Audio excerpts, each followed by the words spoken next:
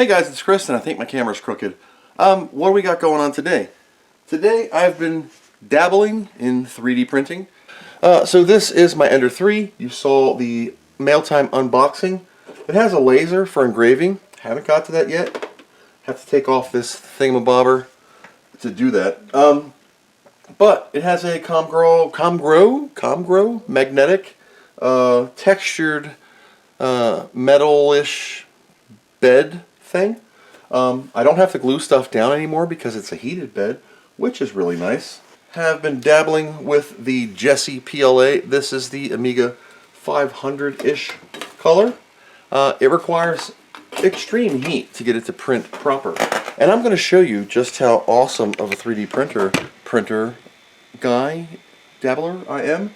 So this is considered a good print. This is the top for the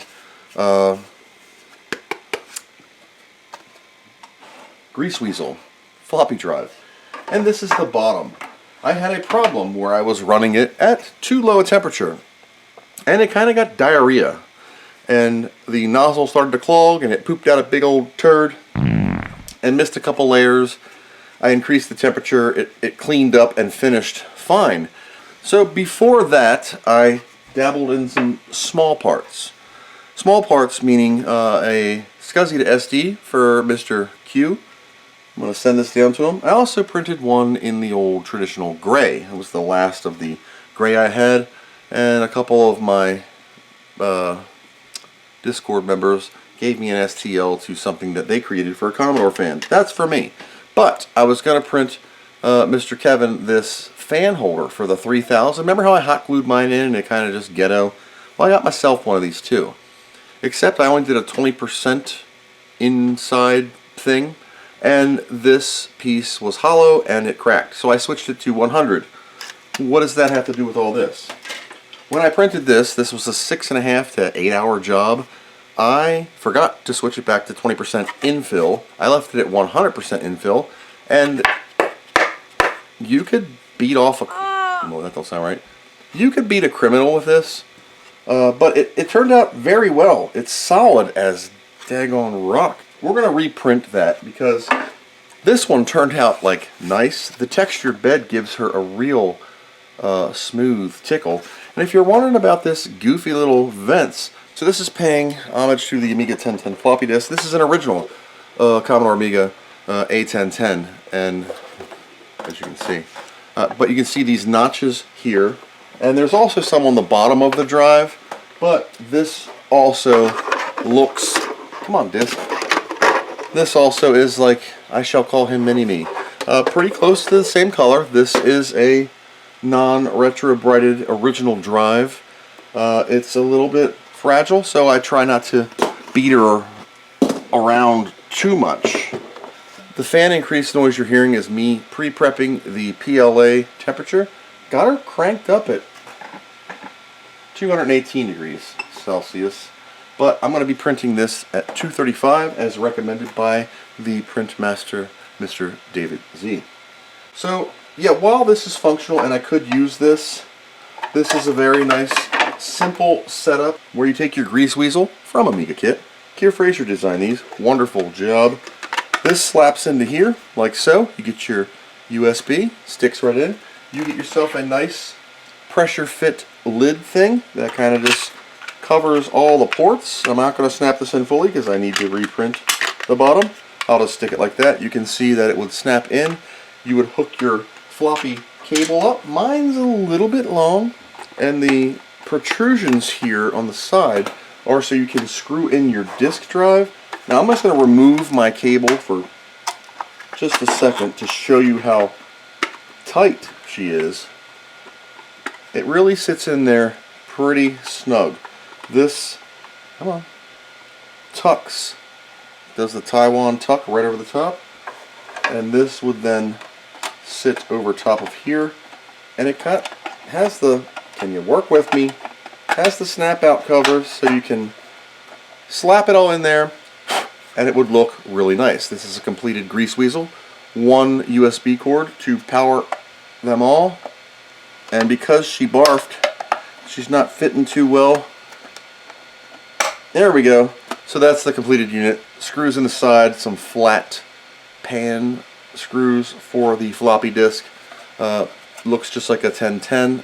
USB powers it, and you can even put a LED 2x5x4 mm red light to match that of the original girl. And I could use this. Could I sand this down and save 30 meters of Jessie PLA? I could.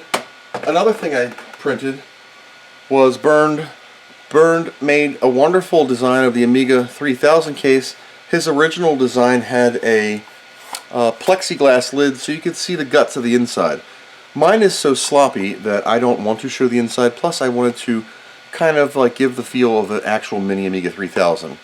Now, when I first started printing this, I am not good at Cura or the other one. Starts with a P? Prusa? So I'm learning, okay? So don't be hating on my brother. So this didn't turn out too well. So I printed another one that did turn out well.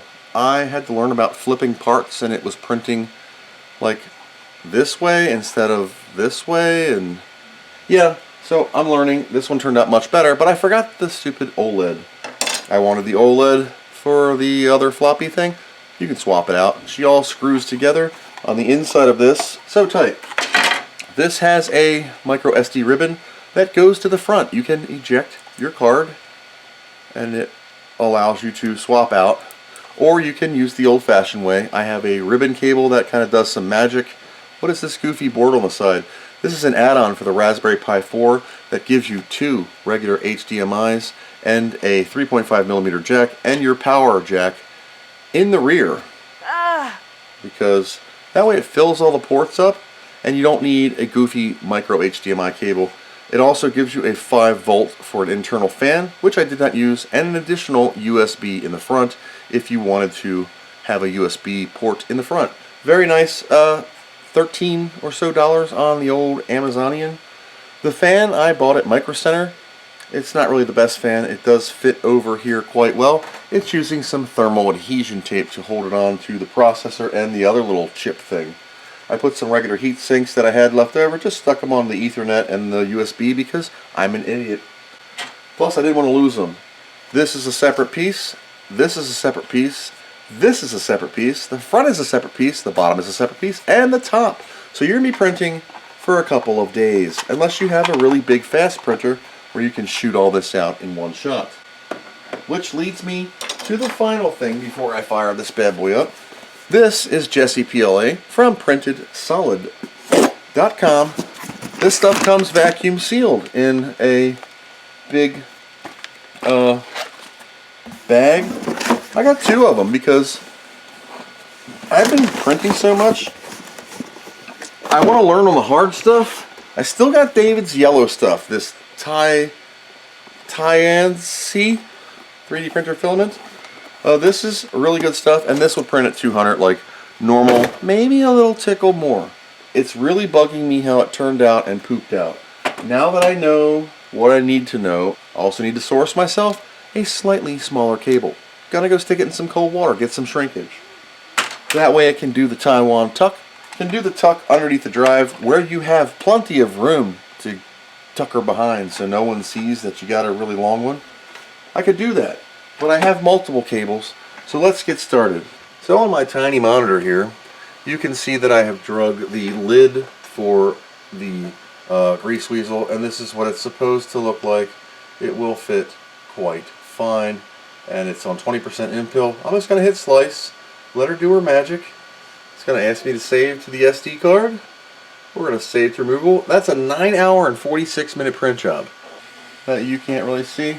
We're going to go to print, and we're going to go to Greaseweazle, and now tune. I'm going to crank the temperature up because for some reason bed temperature is 60. I have learned from the print master. Now I'm learning. I will admit I don't know barely anything about 3D printers. My previous printer was just forget it and screw it up and hope to God you can glue it down enough. non-heated bed piece of crap. And sometimes I would get good print jobs. Most of the time I would not. But with this printer, this bad boy automatically levels itself. This will do the auto home. You do have to do some mathematical calculations with some magic numbers for Z offset. And I've learned to let it do this, and I've adjusted the new springs. I put on some new springs, and before you yell at me that my filament is on the side, I know it's on the side, it's supposed to go up here. It was giving me some weird problems when it was arcing so bad, because this filament, I don't really know what the magic is. Now, color-wise, I know what the magic is with the Jessie PLA. Printedsolid Jessie PLA. It says 235 on that puppy. That's a high temperature for you guys that are regular 3D printers. You know more than I do. The Ender 3 Ender V2, Ender 3 V2. That's it. Ender 3 V2 printer. It was a little bit of a setup for a new advanced printing user. Now, when I mean advanced, like I said 100 times, this is probably laughable for many of you, but it's a great printer. I think this is like 472.8 times better, maybe 0.9 than my other turd. So the fan's hitting up. She's at 235 degrees. We're on our final thing. Could I scrape the goop off and get it, like, all the stuff off of there? It doesn't feel any bad. It's gonna do the line to barf out the filament as it rolls to get its melty stuff. It usually prints one down, one back. She'll do a, not a brim, but a, whatever it's called, like 3 laps around the park.